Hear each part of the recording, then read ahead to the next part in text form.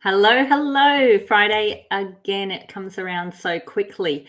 And today I'm talking about the four parts of us, the four parts of you that need to align in order for life to feel good. So let's get stuck in. If you're watching, please give me a like or say hello. And if you're watching the replay, a hashtag replay will just let me know that you've been by and watched. I love comments, love interactions. They're very valuable.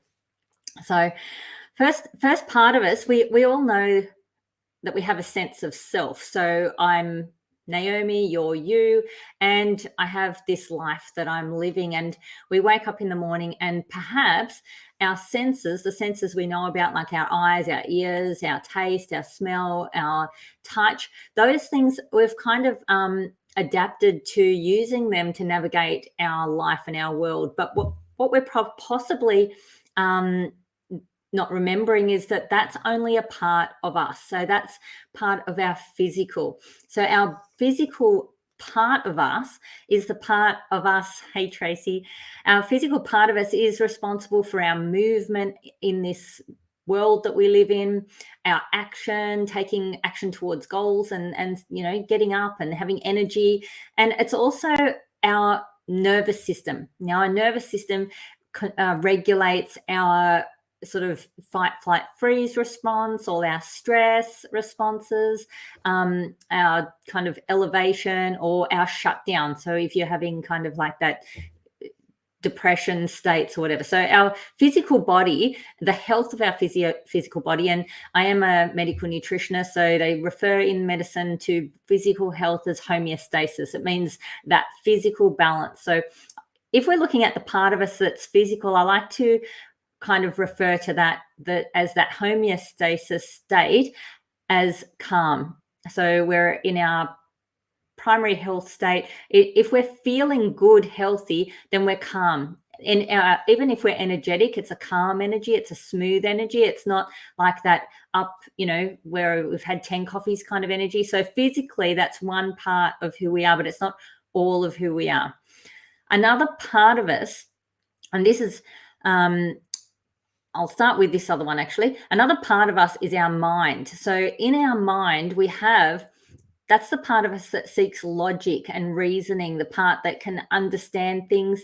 And that's what we do a lot of thinking. And if you have your nervous system is dysregulated, you might find that your mind is very busy thinking and there's no peace and clarity in your mind. So if your mind isn't at peace, if you have no clarity in your mind, then your body is likely to be affected as well, because what happens with our mind is our mind's receiving information. So while we're moving through the world, our mind is receiving information from the senses, from our eyes, our ears, all that kind of stuff. And then it's filtering that, it's sorting it, it's translating it, it's choosing what parts to delete or distort or generalize, and then it's going to transmit that information through back into our body, but also into our emotions, which is the third part. So we've got our physical part, we've got our mental part, and then we've got our emotional part. Now, the emotional part is a feedback. So our emotions, our feelings, and if we've been raised in a way where we were not taught how to process emotion, we were not taught how to express emotion, we were not taught that it was okay to have a full range of emotions, then this can be a part of us that we really it's like learning to ride a bicycle. If you never learned it, you'll be very wobbly, scared. The emotional stuff will be uncomfortable, and you probably may not have very good regulation. So this is referred to as emotional intelligence, and it can be like EI or EQ. And there's people out there that just specialize in teaching people how to manage their emotions, how to accept them, how to welcome them in, how to feel them, because it's a physical energy, it's a physical vibration. And when we have these emotions, you can't choose how you feel. You cannot choose which emotion is going to come to the surface. I mean, I know for me, I've had times where, I've suddenly felt really upset or really angry. It can sometimes come up unexpectedly, like you're there and you're somewhere and you think, I feel like I'm going to cry, or, and so these responses are not choices. They're actually responses to information that's been given to us by the physical part of us or our mental part of us. So there's the physical part receives information, transmits information. The mental part is receiving, processing, filtering, generalizing, distorting, transmitting information. And the emotions are kind of like our signaling systems. They're emitting information back. So there's all this communication going on between these parts. And the last part of us that needs to be in alignment is our soul. So it's not our physical part, it's not our thinking part, it's not our emotional part. In fact, a lot of us are just completely switched off to this part of us actually existing. It is our intuitive awareness.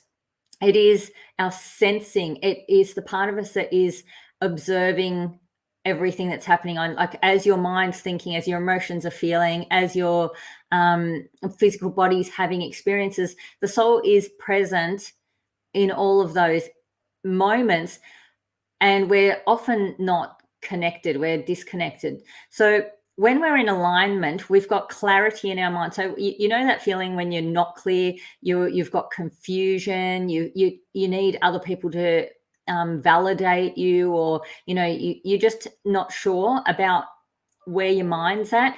When your mind is aligned, there's just clarity. It's clear. Your emotions are aligned, there's just love. There's not all those other emotions hijacking you, the anger, the frustration, the guilt, the shame, all that kind of stuff, the sadness. So there's just love. And when your physical body is in alignment, in homeostasis, there's just calm.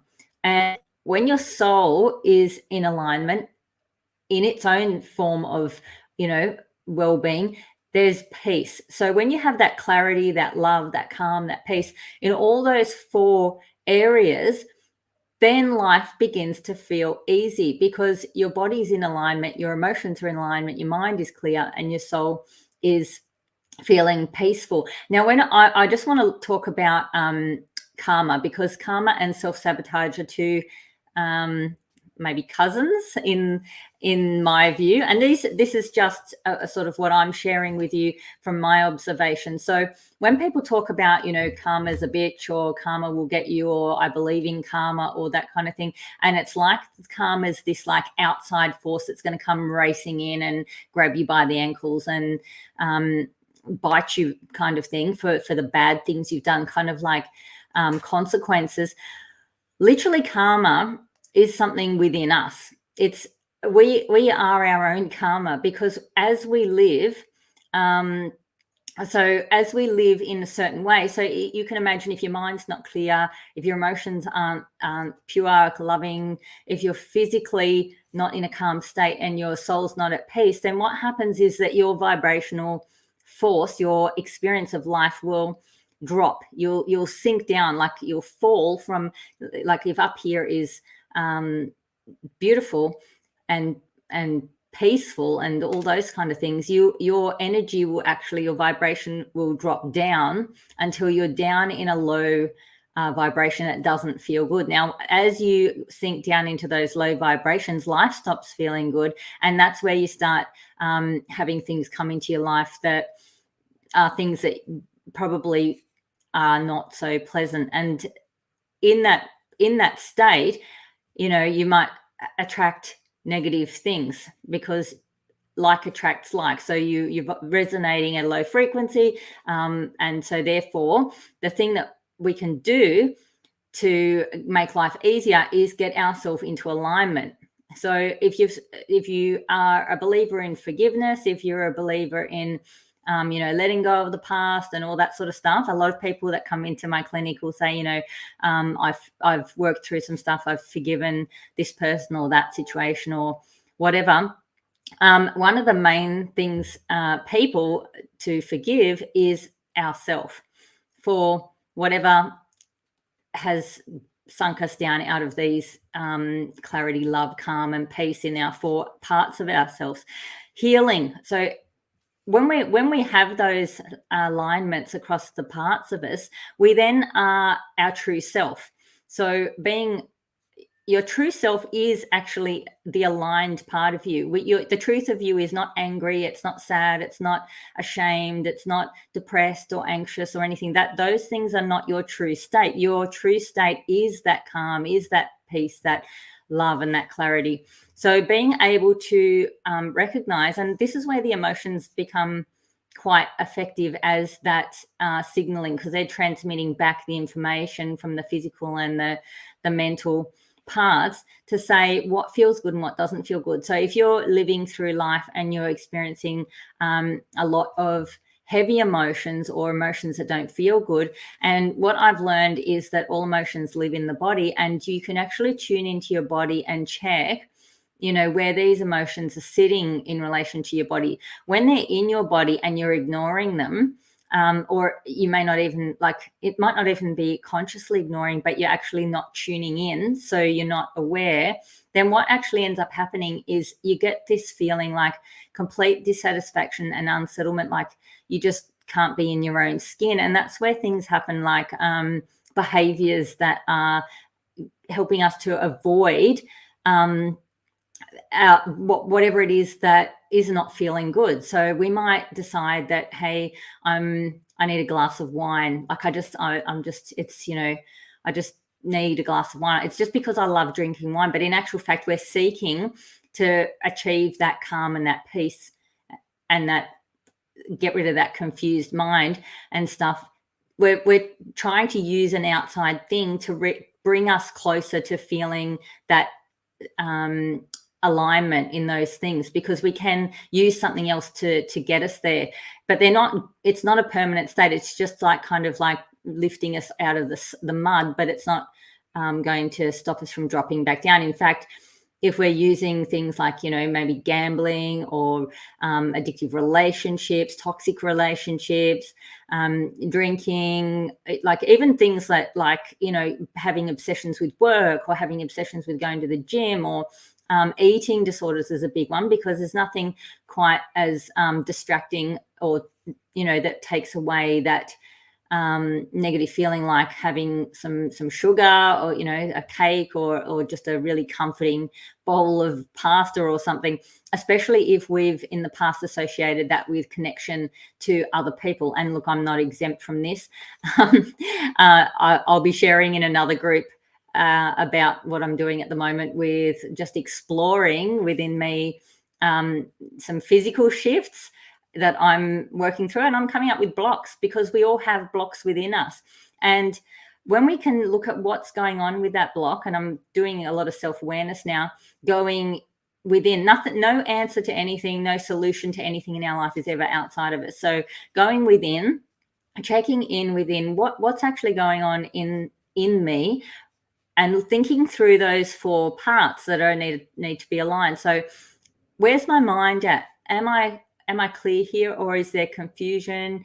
Is there am I foggy? Am I a bit lost? Checking into my body, like what's going on in my body. Am I having sensations that I'm not comfortable? Is it related to emotions? How am I actually emotionally feeling?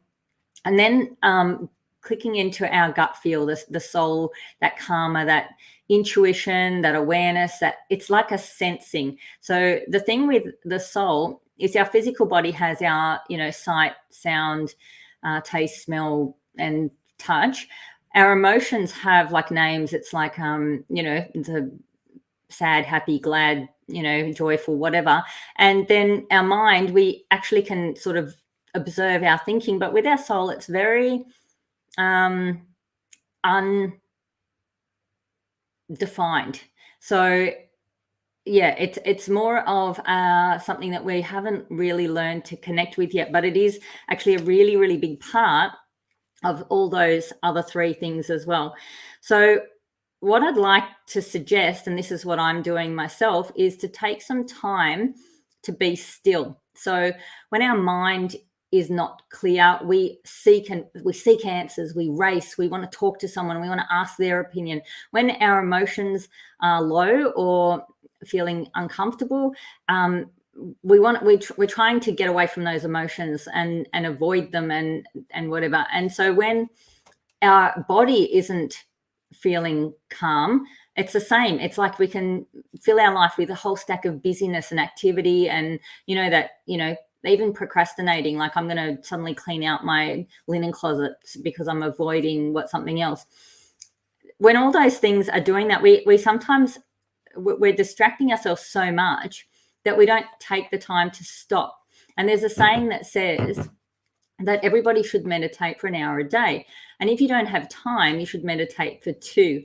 And I like that saying is stuck in my head, and I've pondered on it, and that it is actually so true, because when you stop and take the time to go within, take the time to sit in the emotion, sit with the emotion, feel the discomfort, and instead of trying to solve the problems in our mind, just trying to clear the mind out altogether and just letting go and connecting back to that soul sense of ourself, going inward, nurturing those parts, acknowledging that, like, right now I don't feel great, I don't feel in alignment, I feel out of sync.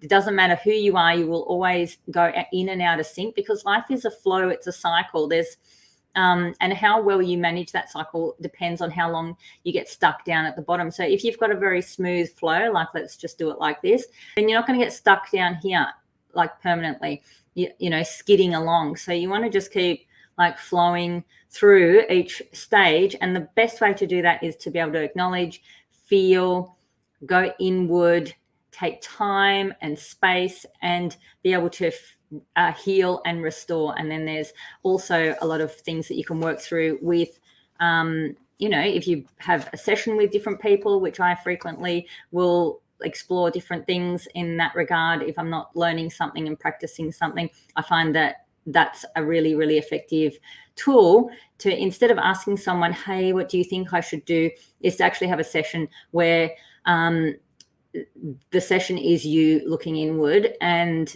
finding the answers within yourself. Because like I said earlier, the solution to every problem that we have, because they are our problems, is within us. And it's just about us going inward and finding what the lesson is there and putting everything together.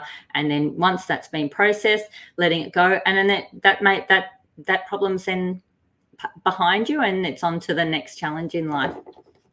So have a beautiful weekend once again.